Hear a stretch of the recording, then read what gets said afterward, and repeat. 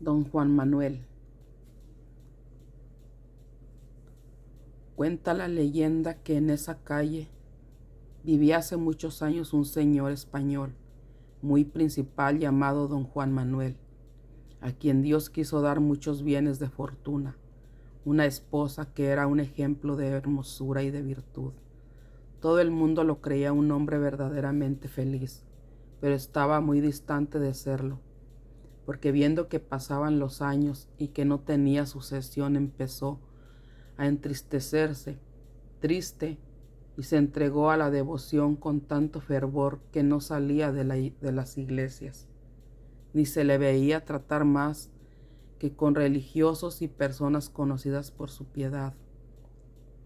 Pero como a pesar de eso, su tristeza iba en aumento y por ella desatendía sus intereses, determinó hacer venir de España a un sobrino suyo, a quien amaba mucho, para que se encargase de su manejo de la casa.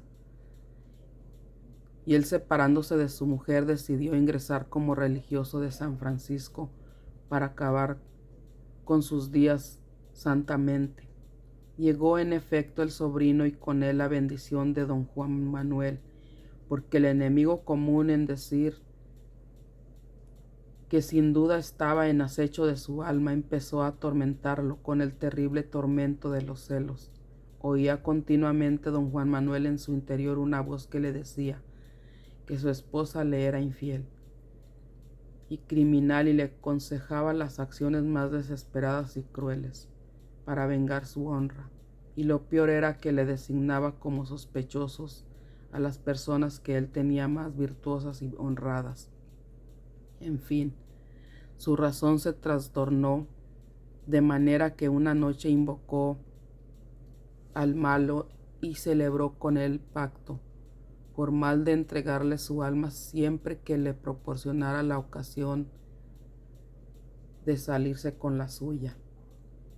De la persona en su concepto, su honor, que nunca duerme, no quiso desperdiciar la ocasión que se le ofrecía de perder a otras muchas almas. Así le aconsejó que a las 11 de aquella misma noche saliera de su casa y vería por su calle al ofensor que buscaba. Lo hizo puntualmente don Juan Manuel, y viendo por cierto a un hombre que pasaba por la calle, empezó en su capa, embozado en su capa, se acercó a él y sin hablarle una palabra le dio tan feroz golpe que lo dejó ahí tirado en el acto.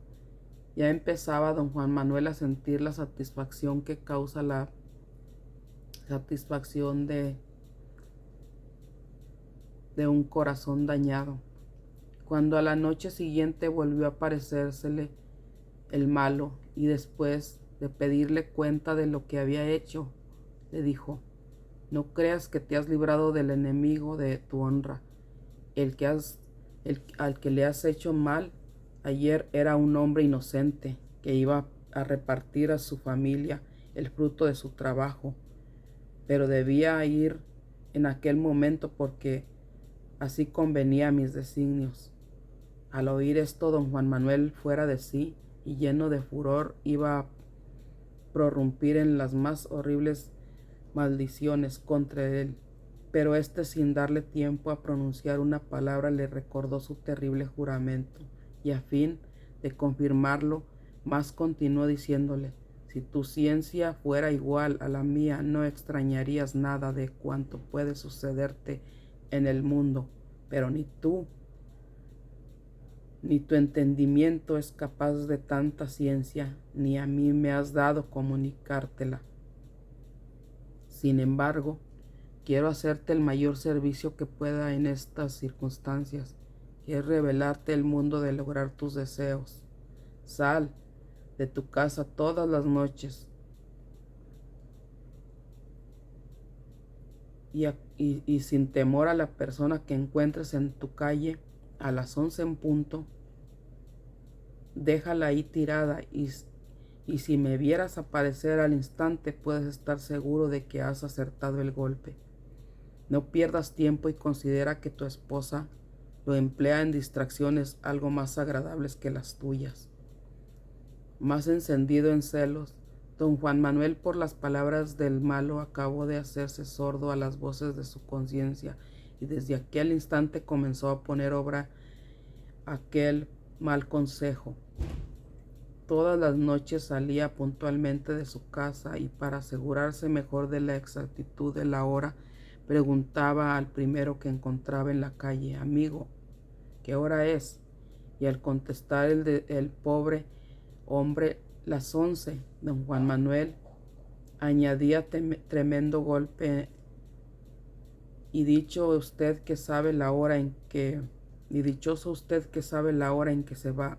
Así continuó por mucho tiempo don Juan Manuel, llenando de terror a todo México, pues diariamente amanecía una persona ahí tirada por aquel barrio sin que pudieran saber quién había sido el agresor, hasta que una mañana vio conducir don Juan Manuel a su presencia la persona misma de ese sobrino suyo, a quien tan tiernamente amaba y a quien había dado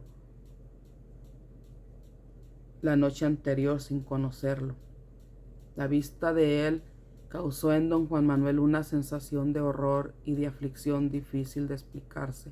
Desde entonces comenzó a sentir de nuevo los remordimientos de su conciencia, con tanta fuerza que, despreciando los temores que le inspiraba el pacto celebrado con el malo, voló inmediatamente a echarse a los pies de un religioso de San Francisco, muy conocido en México por su sabiduría y su santidad. Le reveló todas sus culpas con las más vivas demostraciones de arrepentimiento, pero este santo varón, como era tan inteligente en la ciencia de dirigir las almas, antes de dar la absolución a don Juan Manuel quiso probar su arrepentimiento, y para esto le impuso por penitencia que fuera a medianoche por espacio de 3 días al pie de la horca a rezar un rosario por las almas de los que había mandado, y volviese al día siguiente a referirle lo que hubiese sucedido.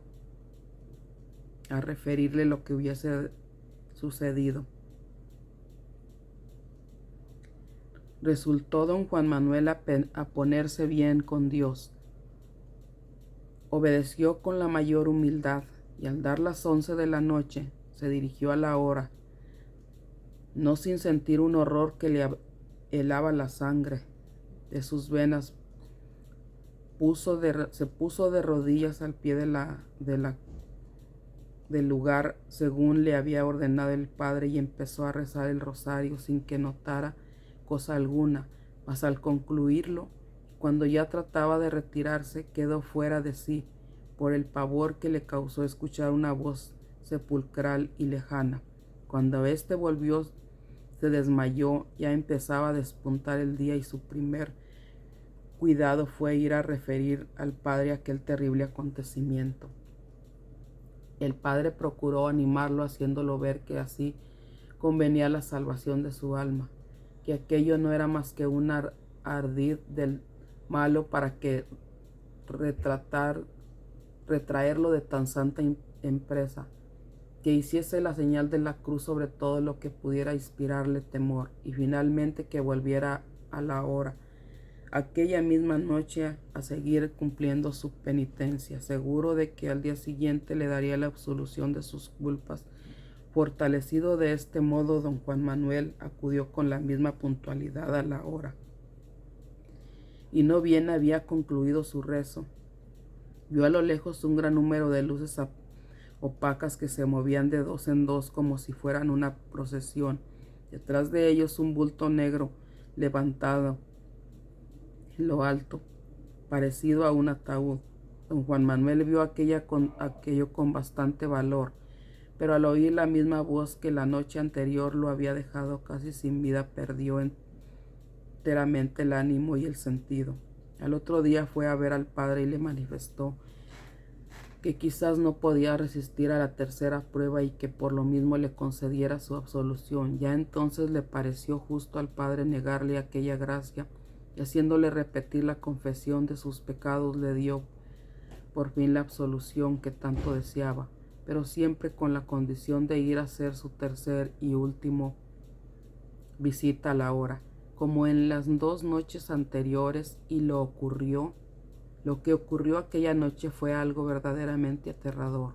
Don Juan Manuel salió a cumplir su penitencia, como le previno el padre, para encontrar completamente su perdón, pero lo único que encontró fue su huida, pues al día siguiente amaneció ahí.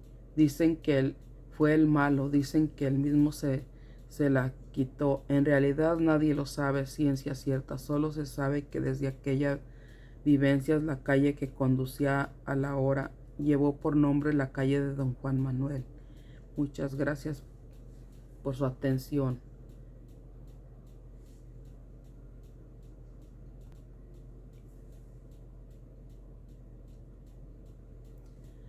El regreso del niño. Hace 20 años, en un pueblo sierreño, vivía una señora muy buena llamada doña Marta, que tenía un hijo de 10 años. Un día aquel niño enfermó e inevitablemente partió. Ese fue un golpe muy duro para doña Marta, quien empezó a perder la cordura, y entonces hizo algo espantoso. Doña Marta embalsamó a su hijo, pero no lo llevó al lugar que debía. Ella se llevó a su hijo a su casa y empezó a tratarlo del niño como si todavía estuviera ahí.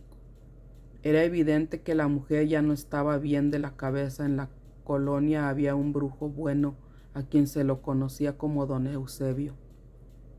Él practicaba magia blanca, leía el futuro y conocía de la herbolaria. La gente de la colonia le tenía mucho respeto y también le tenían cariño, pues ayudaba mucho a la gente. Un día doña Marta fue con él para pedirle que por favor regresara a su hijo del donde se había ido. Era evidente que el niño ya estaba mal, y el hedor que despedía ya era algo insoportable. Es por ello que doña Marta estaba cada día más desesperada, sin poder aceptar que su hijo había partido. Don Eusebio le dijo que no podía hacer eso, no podía intervenir con la voluntad de Dios Padre, y que debía darles a su hijo el lugar que merecía. Doña Marta, desesperada, ignoró el consejo de aquel y empezó a buscar ayuda con otros brujos. Por algunas semanas no se supo de ella. Muchos pensaban que se había mudado a otro lado, otros tal vez se había ido a otro lado. Sin embargo, una mañana doña Marta pareció extremadamente feliz. Ella aseguraba que su hijo había regresado de donde se había ido, y después de eso, doña Marta ya no saldría de su casa nuevamente. Algunos curiosos iban a visitarla, pero la mujer ya no atendía a las visitas. Se volvió totalmente ermitaña. Lo más aterrador comenzó por las noches, ya que a través de la ventana la gente aseguraba que el niño se movía por sí solo, atravesando de un cuarto a otro. Otros veían que el niño y doña Marta comían solamente a las 3 de la madrugada, y que en efecto el niño comía por sí solo. También se dice que por las noches el niño salía a la calle y tocaba la puerta de las casas por la madrugada. Se sabía que se trataba del niño porque del otro lado de la puerta se podía percibir su horrible hedor. Cuando se le preguntó a don Eusebio si en verdad el niño había vuelto, dijo: eso que está ahí puede verse como el hijo de doña Marta, pero les aseguro que no lo es. Es algún tipo de entidad maligna. Protejan a sus hijos, pues aquel ser buscará un cuerpo joven para seguir viviendo en este mundo terrenal. Pasaron las semanas, doña Marta y el niño desaparecieron y ya nunca se volvió a saber de ellos. La casa aún tiene muebles, mesas y demás cosas. La casa sigue abandonada. Por las noches dicen que se puede ver llamas saliendo de ahí. Otros dicen aún ver al niño paseando por ahí, y otros más que por las noches en la calle de vez en cuando perciben el horrible hedor de aquel niño